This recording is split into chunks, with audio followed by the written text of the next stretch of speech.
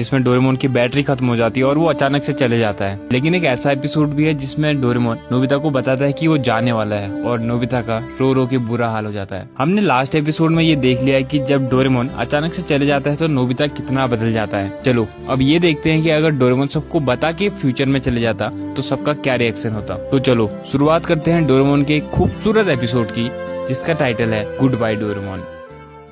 Episode की शुरुआत होती है सर्दियों के मौसम से। स्कूल की छुट्टी होने के बाद नोबिता जियान से बच के भाग रहा था और जियान नोबिता को मारने के लिए उसके पीछे पड़ा हुआ था, क्योंकि लंच के समय नोबिता की वजह से जियान का सबके सामने मजाक बन गया था। भागते भागते जियान नोबिता को घेर लेता है और एक पंच मारता है और वो पंच दीवार पे जाके लगता है और नोबिता बच जाता है। नोबिता भागते हुए घर पहुंच जाता है और अपनी रूम की विंडो से देखता है कि जियान उसके घर के बाहर खड़ा है और कह रहा है, अगली बार जब भी तुम मुझे दिखोगे नोबिता, मैं तुमको बहुत मारूंगा। वहीं रूम में डोरेमोन का मूड थोड़ा ठीक नहीं था। जब नोबिता डोरेमोन से कहता है कि मुझे कोई ऐसा गैजेट दो जिससे मैं जियान से लड़ सकूं, तब डोरेमोन बहुत गुस्से में बोलता है, अगर तुम खुद नहीं लड़ सकते हो तो पंगे ही मत लिया करो, तुमको अपने सारे काम खुद करने चाहिए। नोबिता डोरेमोन की इस अजीब बिहेवियर को देख के चौंक जाता है। वो डोरेमोन से कहता है, क्या हुआ डोरेमोन, तुम इतने गुस्से में क्यों हो, तुम्हारी तबीयत तो ठीक है ना? नोबिता देखता है कि डोरेमोन की आंखों में आंसू है और डोरेमोन नोबिता को बताता है कि उसको अब 22वीं सेंचुरी में वापस जाना पड़ रहा है, उसको हमेशा हमेशा के लिए